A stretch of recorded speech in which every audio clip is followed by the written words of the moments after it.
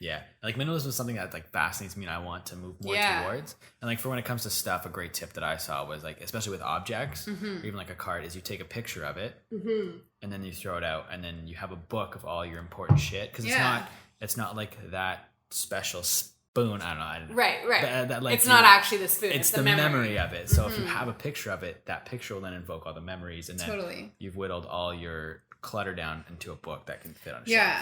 Something I do too for like I obviously have some things where it's like, you know, like maybe a sweater where you're just like keep telling yourself you're gonna wear it, or maybe it did have some significance.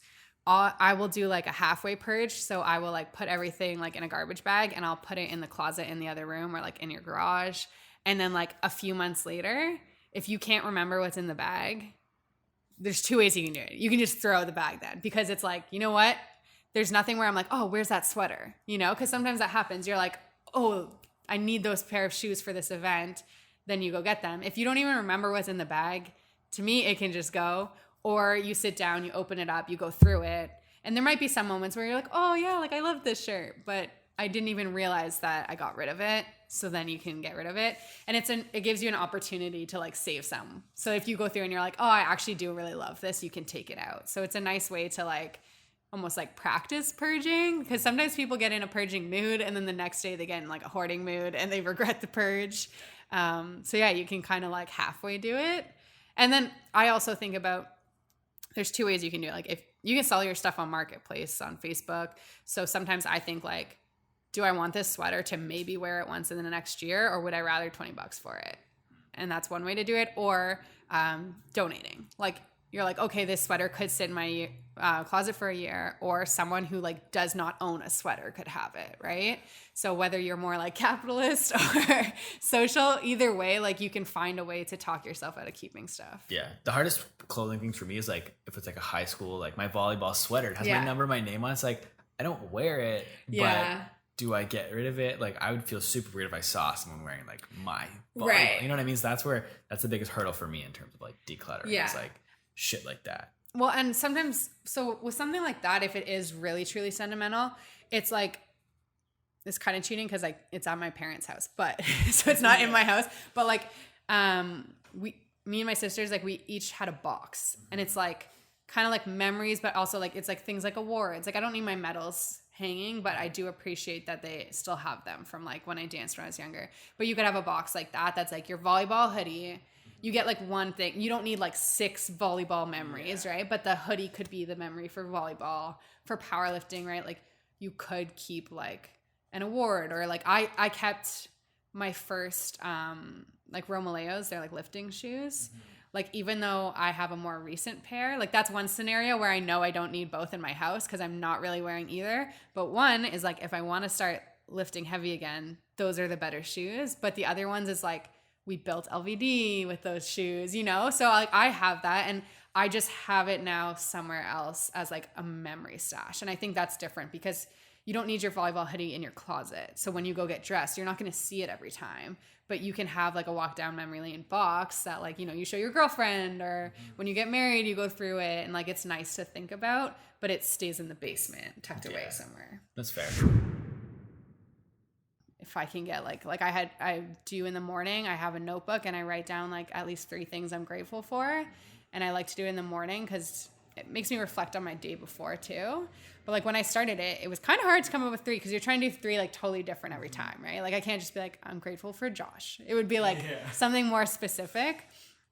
And now like sometimes I'll just sit down and write like half a page, and it takes me like 2 seconds. And I had someone message me and she was like, yeah, I started this recently and I'm still in the phase of like, it's really hard, but she's like, it's so good. And it's just one of those small things where it's like knowing that one girl is now doing it and knowing how much like I like it to start my day is really cool. Yeah. So can you kind of run us through like your full morning routine, what it looks like from wake up until the end of it? So first thing is just like the bathroom stuff. Like I get up, I brush my teeth, wash my face, do all that stuff. Then I try to have like 1 glass of water before anything else. And then some form of like meditation. But for me, it's usually reading in the morning. So I'll like go downstairs, have my glass of water, read, maybe get a tea. And then I write 3 things that I'm grateful for. And so I always tell people, like, you can have different versions of that. Like if you're not a reader, it might just be like taking 10 minutes to sit with your morning coffee and just don't be on Instagram. Don't do anything. And I try really hard and I don't use my phone in the morning because that's a really big thing. But yeah, find your thing that's going to just be like, nothing else is happening, allow you to be really present in that moment. And then there's actual like science behind all of it. Like it sounds like so like woo woo to be like, yeah, you should be grateful in the morning. But like there's actually studies that have shown that like when we start and end each day with gratitude, it actually genuinely like makes our bodies happier people. So I think that's a really big thing. Another way you can express gratitude if it feels weird to write it in a book. I also suggest to people like writing a message to someone. Like most people probably don't tell their mom enough, just like how much they appreciate them, or their sister or a friend. So sometimes just sending like 3 texts like that will actually change that person's day. And it's just like a really nice connection to have. Yeah. What about evening routines? That's one I've struggled with more so than morning routines. It's like trying to figure out like what that looks like. And then it's also because it's like a hard stop to my day, like 10 p.m. Yeah. I got to put my phone away. I got to turn my laptop and do my routine. Like, do you have an evening routine as well? Yeah. So definitely like getting rid of screens at night has really made a difference for me. So like try to have a time where you don't have screens after that. And even though I feel like we think of them as similar, like watching Netflix to reading a book, like it is very different. And it like reading a book is really like calming for your body. So like to read at night instead of throwing on Netflix, I think is really nice because it's actually quiet. Like that's a big difference, right? We don't think about that. We have so much sound all the time. We're like on the bus listening to a podcast, then we get to work, we talk to people all day, we go home, we go to the gym, listen to music, go home, watch Netflix. Like it's never quiet. So when you read a book, you're just sitting there and it's quiet. And I think that's part of the really big calming thing. So if you can like get rid of your screens, like at least an hour before bed, do something like reading or like talk to your partner, like without Netflix on, you know, like just literally sit and talk in bed. That's the biggest thing for me is to like screens, like no screens. I mean, something like reading. And then I really like going to bed to like one of the meditation apps. There's one called like Balance or Headspace.